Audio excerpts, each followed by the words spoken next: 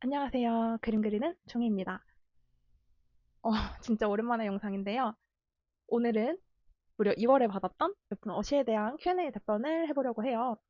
근데 이제 일단 오랜만이니까 살짝 짧은 근황을 전해드리자면은 제가 이 영상을 3월에 올리겠다고 했었잖아요. 못 올렸던 이유가 변명을 해보자면은 취업 준비에 관한 이제 서류를 제출할 게 있었거든요. 인턴 활동에 관한 서류를 제출할 게 있어가지고 그거를 이제 두 군데 정도 준비를 해서 제출을 했고 이제 영상을 만들어야겠다 하고 있는데 4월 11일에 4월 11일까지 이제 마감일이었는데 네이버 지상체대 공모전 1기가 열렸었어요.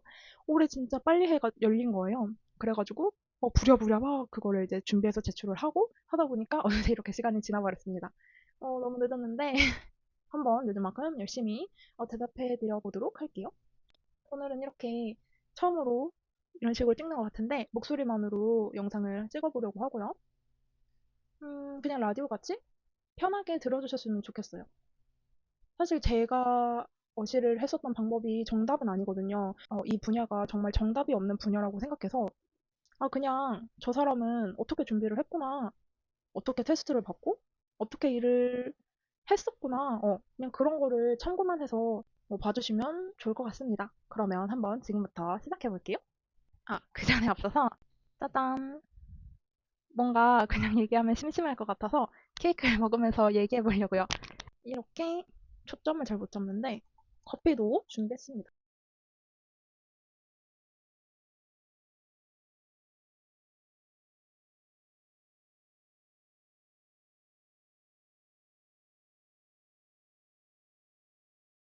먼저 첫 번째 질문인데요.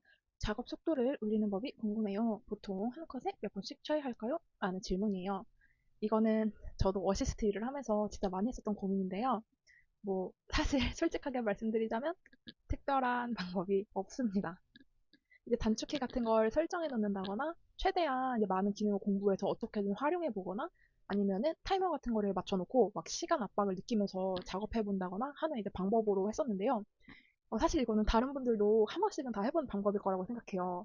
그래서 작업 속도를 올리는 법은 딱히 없고, 이제 만약에 명암 파트를 맡았으면은 손을 더 빨리 움직이기 위해 빛에 대한 이해도를 높이는 방법? 뭐 그런 거 있잖아요. 빛에 대한 이해가 높으면 명암을 빨리빨리 처리할 수 있겠죠?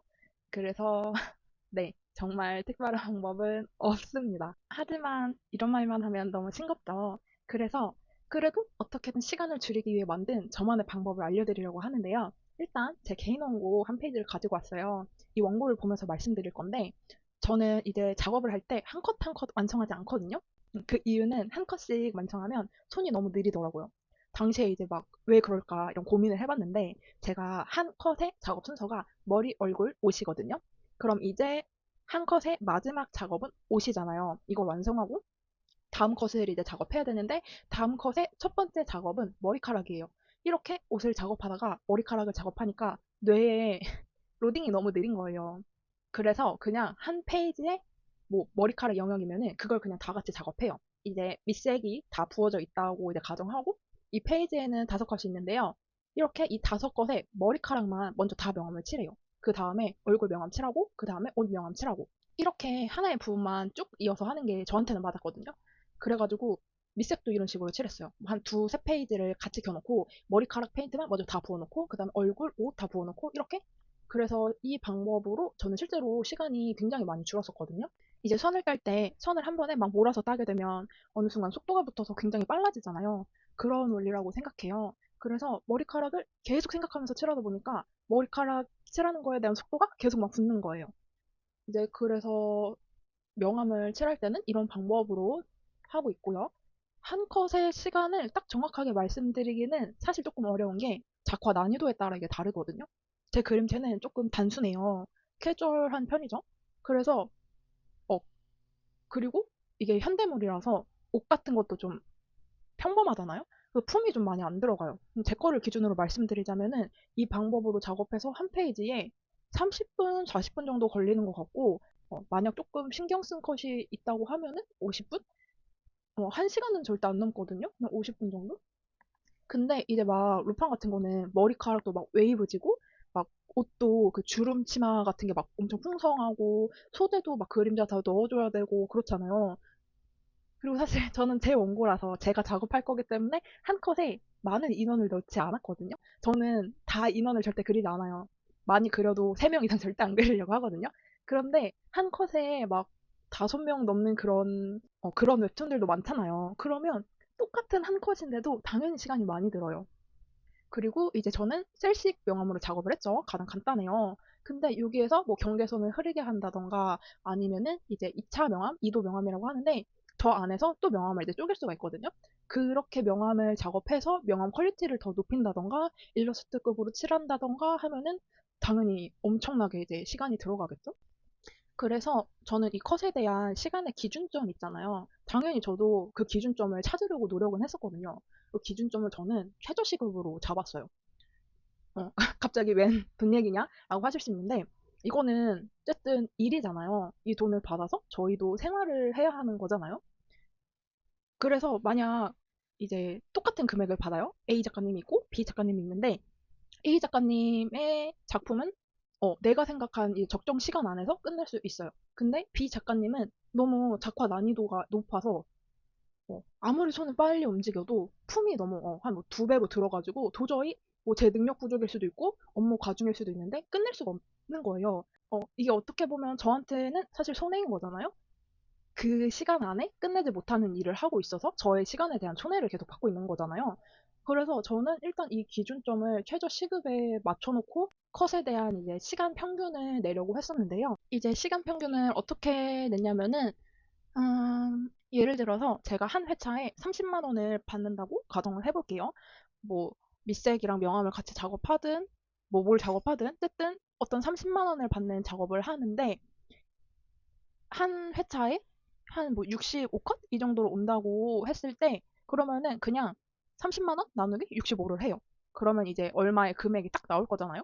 30만 원 나누기 65를 하면은 4,615원이 나와요. 그러면 요즘 시급이 한 만 원 정도 되잖아요. 그럼 4,615원. 그러면은 이 65컷은 대충 한 30분 안에는 무조건 끝나야 되는 거예요. 사실 이제 시급이 만 원이니까 뭐 굳이 따지자면 25분 안에 끝나야 하는 컷이 되겠죠?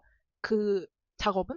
근데 사실 이게 그렇잖아요. 한 컷이 막 모든 컷이 다 시간이 많이 드는 컷이 아니에요. 제 원고만 봐도 마지막 SD 컷은 저 컷만 작업하는데 5분 정도 그냥 걸리거든요. 그래서 이제 아까 말씀드린 25분 기준으로 하면은 20분이나 시간이 남잖아요. 이제 이런 식으로 난이도가 낮은 컷이 분명 있고 높은 컷이 있어요. 이제 그래서 남는 시간을 높은 컷에 이제 투자를 하게 되는 거겠죠? 이제 저는 그런 식으로 이제 계산하면서 작업을 했었는데 어쨌든 지금 하고 있는 맡고 계시는 작품이 있으시다면 시간 평균을 내보고 싶다. 그러면 그냥 단순합니다. 저는 내가 받는 금액에 내가 작업하는 평균 컷수 해서 나온 금액 최저 시급이랑 비교해서 평균을 내서 작업을 했습니다.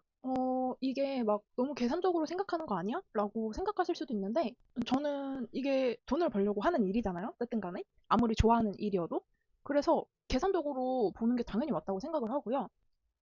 이게 저의 정신 건강을 위해서도 사실은 제일 좋아요.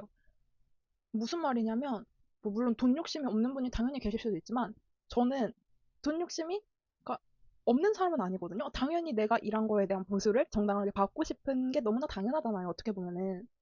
그래서 저는 제가 그런 사람인 걸 알아서 내가 일한 거에 대한 뭐 돈을 더 막 많이 받겠어. 나는 막 인센티브를 받아야 해. 이런 사람은 아니고요. 그냥 정당하게 받고 싶은 거예요.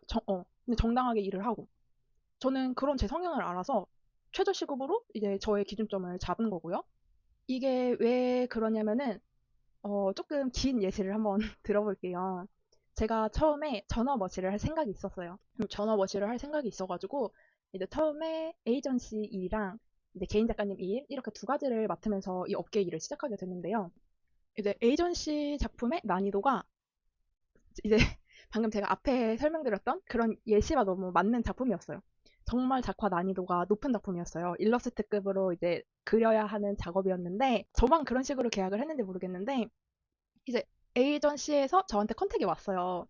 컨택이 왔는데 당연히 저는 아, 네, 뭐 하겠습니다. 이런 식으로 하죠. 근데 이제 저도 처음이니까 무슨 일을 하게 될지 그러니까 몰랐던 거예요. 그냥 이제 그분들이 밑색 명암 이거 제가 하는 작업 해주시면 됩니다. 라고 해서 아, 그렇구나. 밑색 명암 작업하면 되는구나 하고 이제 들어갔는데 작품이 랜덤 매치였던 거예요. 그러니까 제가 어떤 작품을 맡게 될지 몰랐었어요. 저는 들어갔는데. 근데 갔는데 일러스트급의 작품을 이제 저한테 매칭을 해주셨는데, 이게 뭐라고 해야 되나? 그 이제 페이가 개인 작가님의 작품에 비해서 오히려 낮았어요. 이제 개인 작가님이 하셨던 장르가 로판이었어가지고 난이도가 막 없는 작품은 아니었거든요.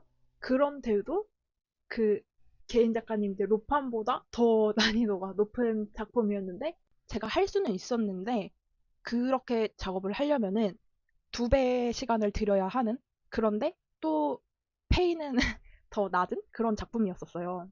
그래서 그런 작품을 맡아서 하다 보니까 정신적으로 너무 몰리는 거예요, 스스로.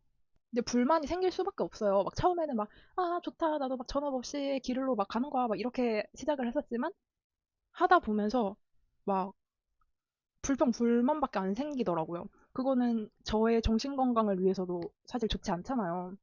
그리고 정규직으로 이제 이 업계에 뛰어드시는 분들은 잘 모르겠는데 좀 많은 분들이 프리랜서로 이 일을 하시고 계실 것 같아요. 저도 프리랜서로 이제 시작을 했고 근데 이제 프리랜서로 하면은 이제 복지가 없거든요. 프리랜서는. 이제 작가님이 명절에 챙겨주시거나 이런 거는 있긴 해요. 이 작가님이 이제 작가님 재량으로 해주시는데 그냥 회사랑 계약을 하던 뭐 사대보험이라던가 퇴직금이라던가 이런 게 없어요. 뭐 받을 수 있는 방법이 있는지는 잘 모르겠지만 일단은 제가 없는 걸로 알고 있거든요. 그래서 이제 저희가 진짜 돈을 제대로 받을 수 있는 거는 사실 이 내가 작업한 회차에 대한 그 지급 금액밖에 없는 거거든요. 그래서 저는 이거라도 꼭 정말 챙겨야 한다고 생각을 하고 있고요. 이제 이거를 어시 일을 직업으로 생각하고 하고 계시다면은 조금 계산적으로 이런 부분들을 체크를 한번 해보셨으면 좋겠어요. 뭐 손이 느려서 그 작품을 작업하지 못하든 아니면 받는 페이에 비해서 업무가 너무 과중해서 못하는 거든 그런 거를 좀 한번 생각하고 해보셨으면 좋겠습니다. 그래서 약간 정리해서 말씀드리자면은 그래도 나는 한 컷에 대한 평균치를 좀 내고 싶다 하면은 내가 이제 받는 금액에서 작품의 평균 컷수를 나누기 하고 그 나온 이제 돈이랑 최저시급이랑 비교를 해서 시간에 대한 평균치를 내시면 될 것 같고요. 이제 그러신 분들도 계실 거예요. 이게 좀 오버되기는 하는데 나는 그냥 내가 좋아하는 일이고 이것저것 다 비교해 봤을 때 감안할 수 있는 정도다 하시면은 그냥 하시면 되고요. 나는 안 된다. 이거는 뭐 내 역량 부족이든 업무 과중이든 안 된다 하면은 그냥 다른 작품 찾아보시거나 하시면 될 것 같습니다. 다음으로 두 번째 질문인데요. 채색 파트에서 뽑혔다고 해도 선화나 배경 등 맡겨질 경우 어떻게 대처해야 하나요? 만약 거절하면 불이익이 있을까요? 라는 질문인데요. 이거는 좀 확실하게 답을 드릴 수 있을 것 같은데, 그럴 때는 그냥 작가님에게 이제 추가로 요구 받은 파트에 대한 페이를 물어보시면 될 것 같아요. 저희가 이제 계약서를 쓰잖아요. 아, 혹시 안 쓰셨으면 꼭 쓰세요. 어쨌든 계약서에 뭐 밀색 파트 얼마 몇 개월 이상 작업할 거다 뭐 이런 식으로 대충 쓰잖아요. 근데 그러면 당연히 추가 업무를 요구하면 그에 맞는 보수를 받아야 한다고 생각하고요. 그래서 그냥 그럴 때는 편하게 이제 본인이 하실 수 있으면은 아, 네 작가님 저 뭐 선호 파트 작업 가능해요. 근데 페이는 어느 정도 생각하고 계시나요? 이렇게 해서 작가님이 얼마 생각하고 있다 이렇게 말씀하시면은 그냥 이제 이야기를 통해서 합의하시면 될 것 같고 사실 이런 경우가 있으면은 이거는 이제 어시 입장에서는 먼저 말을 꺼내기가 어려운 부분이 맞잖아요. 그래서 작가님이 먼저 뭐 누구누구님 그 선화를 이렇게 추가로 맡기고 싶은데 혹시 이 가격에 가능하신가요? 라고 이제 먼저 이제 제안을 하시는 게 맞다고 생각하고요. 그냥 편하게 물어보셔도 될 것 같아요. 어차피 작가님도 사람이라서 근데 만약에 막 무보수로 일을 해주세요. 막 이래요. 막 그래서 제가 거절을 했어요. 근데 나한테 막 불이익을 주겠대요. 나는 막 전업 어시를 하고 싶은데 뭐 주변에 안 좋은 소문을 내고 막 저에 대한 평판을 떨어뜨리면서 막 불이익을 주겠대요. 근데 그거는 그 사람이 상식적으로 이상한 거잖아요. 그래서 그냥 정말 그런 경우가 있다면은 그만두시는 게 나을 것 같아요. 네, 그게 맞다고 생각하고 이제 막 그런 경우가 있어요? 그럼 그냥, 아, 작가님 죄송한데, 뭐 사실 죄송하지도 않죠? 그런 경우는? 아, 작가님 제가 그렇게는 일을 못할 것 같습니다. 당연히 무보수로는 일을 못하잖아요? 무보수로는 일을 못할 것 같습니다. 지금 맡은 회차까지만 하고 뭐 일을 마무리하는 걸로 하겠습니다. 이렇게 단호하게 말씀하시면 될 것 같고, 근데 막 그렇게 했어요. 근데 지금까지 작업했던 거 돈 안 드릴 거예요. 막 이렇게 나와요. 그러면은 이제 계약서 쓰셨잖아요? 그러면은 고용노동부에 그 계약서 쓴 거 가지고 상담 받아 볼 것 같아요. 네. 왜냐면은 일을 했는데 막 자기 요구를 안 들어줬다고, 부당한 요구를 안 들어줬다고 돈을 안 줘요. 그거는 정말 그 사람이 상대편 이상한 게 맞잖아요. 아무리 생각해도. 만약에 정말 그렇게 부당한 일이 있으면은 빠르게 그만두시면 될 것 같습니다. 왜냐면 이제 막, 그래도 나는 이 일을 계속 하고 싶어. 그래서 막 본인이 참고 막 일을 하면은 결국에는 그 상처가 다 돌아오는 거잖아요. 저한테만. 그 상처를 저만 받고 있잖아요. 마음의 상처든 정신적, 육체적으로도 계속 저만 상처를 받고 있으니까 그냥 나를 위해서 그만두시고 이제 그만뒀어요. 뭐 좋게든 안 좋게든 일을 해결해서 그만뒀어요. 그럼 이제 다른 어시가 그 작가분한테 이제 가시겠죠? 작가님이 다른 어시를 구하면은 그러면 이제 한 번 그랬던 분은 계속 그런 일이 있을 확률이 좀 높을 거라고 생각해요. 그럼 이제 새로 구하신 오실 분도 아마 그 작가분이랑은 오래 일을 못 하시겠죠? 이제 정리해서 말씀드리자면은 작가님도 결국에는 사람이다. 사람 대 사람으로 그냥 편하게 한번 이야기해 보시라고 말씀드리고 싶고, 만약에 정말 그런 부당한 일을 겪었다 하면은 법적 도움을 받을 수 있는 부분이면 도움을 받고, 뭐, 이렇게 법적까지는 아니어도 그냥 정말 좀 이상한 일이 있다 하면은 그냥 그 일을 그만두면 될 것 같습니다. 다른 누구도 아닌 이제 본인 스스로를 위해서요. 다음으로 오늘 마지막 질문인데요. 채색어시 여러 작품 동시에 작업할 때 스케줄 조절 어떻게 해야 할까요? 라는 질문입니다. 이건 진짜 어려운 질문인데요. 왜냐면 저도 잘 못했기 때문입니다. 먼저 왜 제가 잘 못했는지, 그리고 지금 다시 전업머시를 하게 된다면 어떻게 할 것 같은지를 이야기해 볼게요. 제가 이제 에이전시랑 개인 작가님 밑에서 일을 해봤다고 했잖아요. 처음에 제 생각은 그랬어요. 에이전시는 회사니까 스케줄이 막 규칙적이겠지? 개인 작가님은 혼자 일하시니까 유동적일 수도 있겠다. 그래서 고정적인 에이전시 작업을 낮에 하고 약간 유동적인 개인 작가님 작품을 밤에 하고 이러면 되겠다라고 생각한 거예요. 정말 아무것도 몰랐어요. 이렇게 첫 번째 문제는 이렇게 업계가 돌아가는 그런 시스템을 잘 몰랐던 거고, 이제 두 번째는 둘 다 밑색, 명암, 그러니까 채색 파트를 맡았어요. 이제 어렵지 않지만 이 파트가 어떻게 보면 좀 시간이 많이 드는 일이거든요.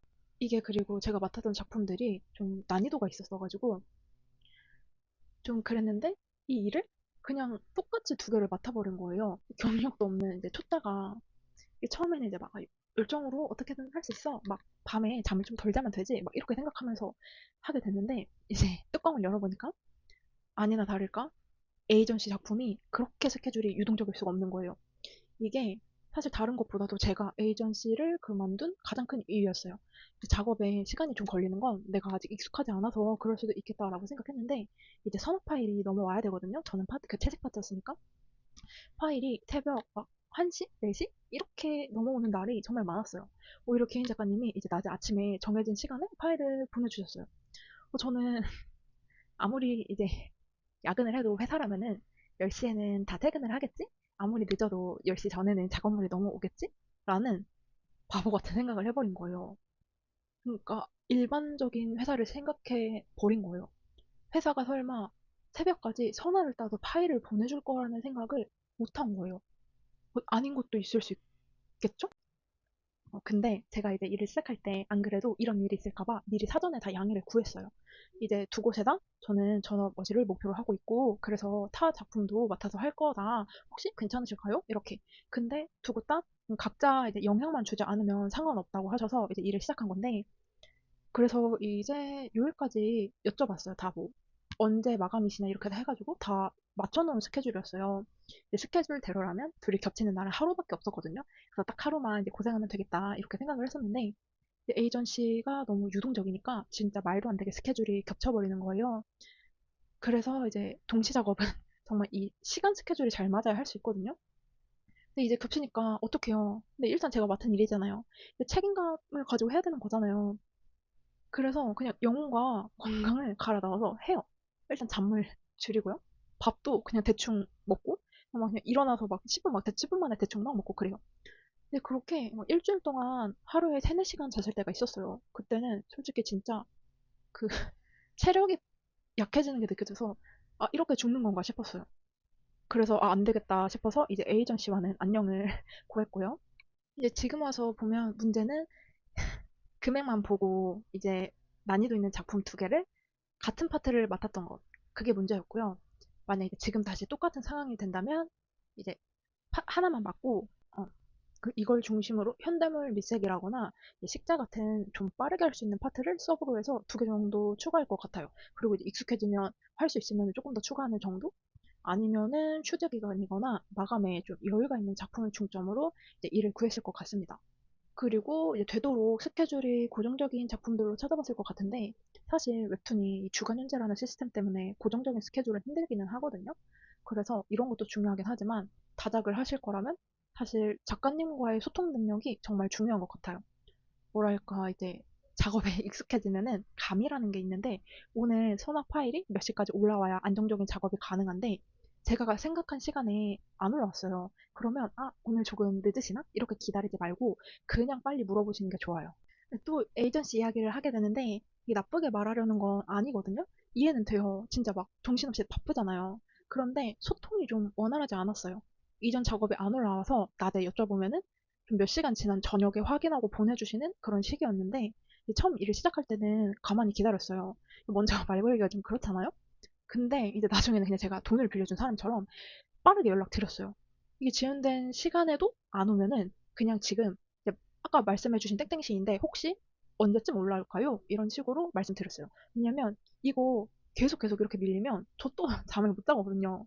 잠은 자고 살아야 할 거 아니에요. 그래서 다작을 하실 때 사실 문제가 없으면 제일 베스트지만 그건 조금 어렵고 혹시 스케줄 관련된 문제가 있다. 막 내 감이 신호를 보낸다. 우주가 신호를 보낸다 하시면 어려워하지 마시고 그냥 빨리 연락하세요. 그게 미래의 저에게 가장 베스트입니다. 그런데 막 그러면 이제 사실 상대편도 저한테 미안하긴 할 거잖아요. 막 그래서 막 나를 불편해하시면 어쩌지? 막 나를 자르면 어쩌지? 라는 생각이 들 수도 있는데 어쨌든 이것도 직업이잖아요. 이제 다작을 하고 있다는 거는 전업어시로서의 길을 걷고 있는 걸 텐데 이쪽도 이쪽에 사정이 있는 거잖아요. 그래서 사전에 이제 미리 양해도 다 구해왔고 그렇다고 막 그러신 분은 없으실 거예요. 막 왜 늦어요? 막 왜 이렇게 늦어요? 막 이렇게 여쭤보시는 분 없잖아요. 다 예의 차리시고 막 서로 조심스럽잖아요. 이제 하나의 직업으로 프로페셔널하게 하고 있는 만큼 일로서 이제 약간 적극적으로 원활하게 소통을 해보시면 좋겠습니다. 이렇게 오늘 영상에서는 세 가지 질문을 다뤄봤는데요. 궁금하신 점 있으시면 편하게 댓글 달아주시고요. 그러면 최대한 빠른 시간에 Q&A 2탄으로 돌아올 수 있도록 하겠습니다. 그럼 다음 영상에서 만나요. 안녕!